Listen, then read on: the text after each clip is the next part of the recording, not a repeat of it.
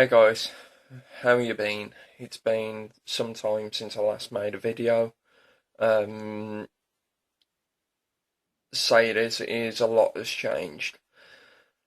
Um, Back at the end of January, um, me and my, ex-partner now, broke up and I ended up moving back to Birmingham. Since then, it has been one of the most difficult, most painful rides I've ever experienced in life, solely because um, she has now took it upon herself to play God with my child's life and try and stop me having anything to do with him. For no reason whatsoever. Let's just get this out there. I've never harmed him in any way. Um, I never tried to create problems. It was the sole fact that after leaving, um, she wanted to block me on every single platform whatsoever, so I couldn't find out how he is or um, anything else. I did try to contact through phone, which then they decided it would be really clever to contact the police and try and get me done for harassment for trying to find out how my son is. Now I'm trying to see where the logic is there. Contacting to find out how your son is somehow means you're harassing all of them. And Northumberland Police said to me that if I continued to contact, even if it was to do with my son, I was going to get arrested by West Midlands Police. At that point, I was just like, right, so I'm going to get arrested for trying to sort contact with my son that could be completely different and have nothing to do with them whatsoever. Obviously, it'd have something to do with my ex, because she's the mother, and, you know. But this is the thing, I've tried every way of getting around it. I've tried legal advice, Citizens Advice Bureau, can't get through to them. It just ain't even worth trying. I've done it twice already, and not once have I been able to speak to anyone. Legal aid abolished, obviously, unless it's a domestic violence case. So yeah, I literally do not have many more resorts left to turn to. Hang on 2 seconds. Right, apologies about that. I've got something stuck in my throat, and each time I try to talk, it's choking me out. Oh, he's back. And so yeah, I've tried near enough every legal aspect. Not one of them will do anything unless it's a domestic violence matter. So I really am stuck, and it just makes me think, and I mean, I've spoke to a lot of people about this. When it comes to fathers in this kind of situation, the government and the law won't do much to help them. They'll just say, sort it out. They don't help. Unless you want to pay 15 grand in court fees, that is. Which, I am working, but it's a 0-hour contract. And unfortunately, because of it being a 0-hour contract, it means I still have to sign on, because I'm not receiving enough at the moment to call my work a full-time job. So I wouldn't be able to afford 15k, possibly more in solicitor fees. People have said to me before, take it to ITV, onto JK show. probably one of the things that you don't really want to do in life, but there's been occasions recently where I've literally considered it because it feels like it's a last resort. And I really do hope at some point there'll be a father that's been through this situation that knows how it feels, that can sit and relate to this video that I'm making now, because my God, it does hurt. When you know you've done nothing wrong, but your ex is playing God with your son's life, it really is one of the most hardest things you can ever have to go through.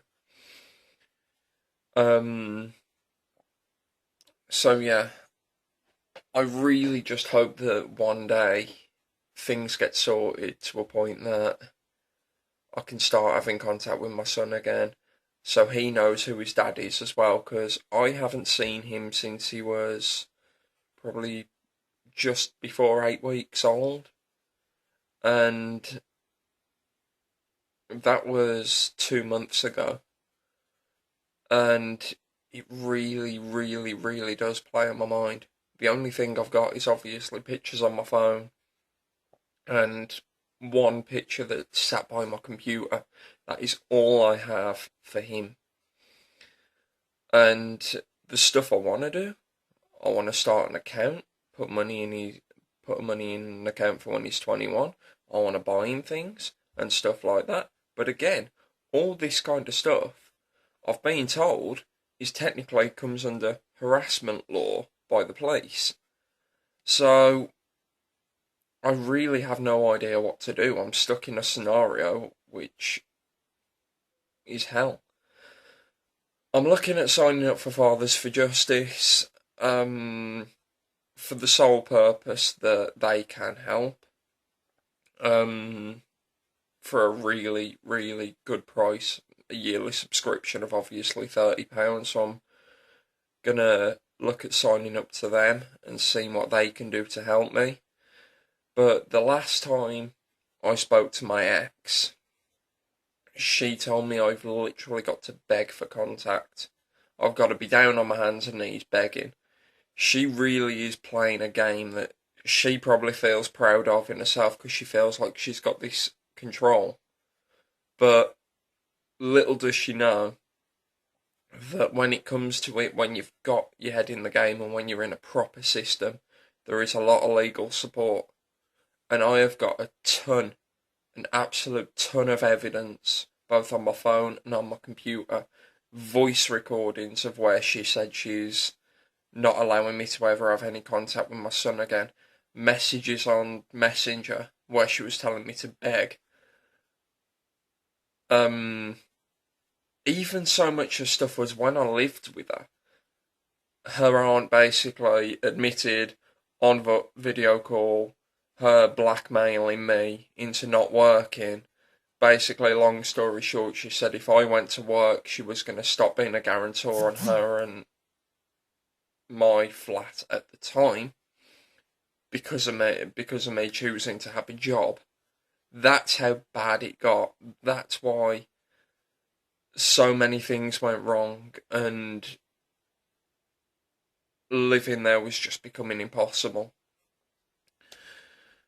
So I just wanted to explain to everyone that that's why I've been so quiet off YouTube for the last few months. I've been on and off it.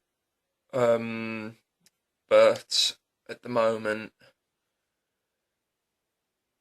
it's a scenario that I couldn't really help. I needed to try and get some work in. I just really hope there's some people here that will understand the type of situation that this is.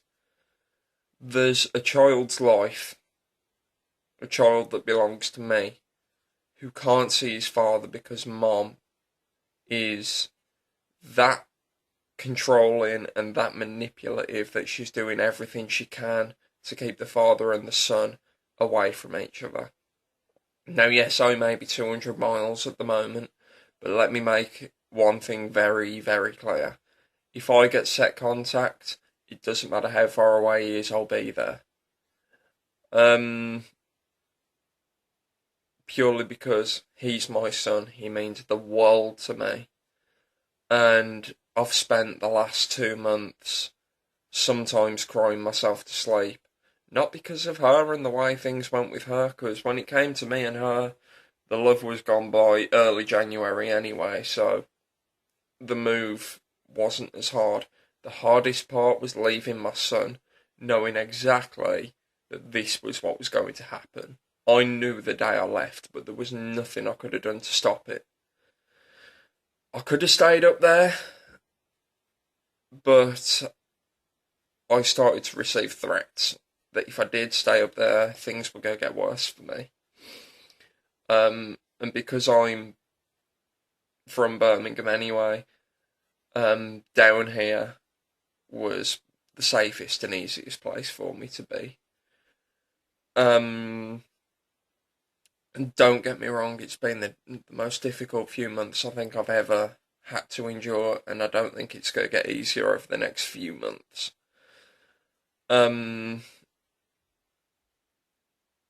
Yeah, but again, I just really do hope that there's someone that will watch this that knows how it feels, and that could possibly comment below and relate to me or inbox me via Twitter or something, and I don't know, share the story, give advice, because right now I'm clueless with what to do. So once things are looking up a bit more, I'll start posting videos a bit more regularly again. As for now, I'm going to be keeping on the down low because I need to sort this out. I need to start seeing my son again. And he needs to start having contact with his dad again. Children need fathers just as much as they need mothers. Just as much as they need grandparents. And right now, she's stopping him having anything to do with anyone to do with me or anyone on my side, solely because the relationship didn't work out.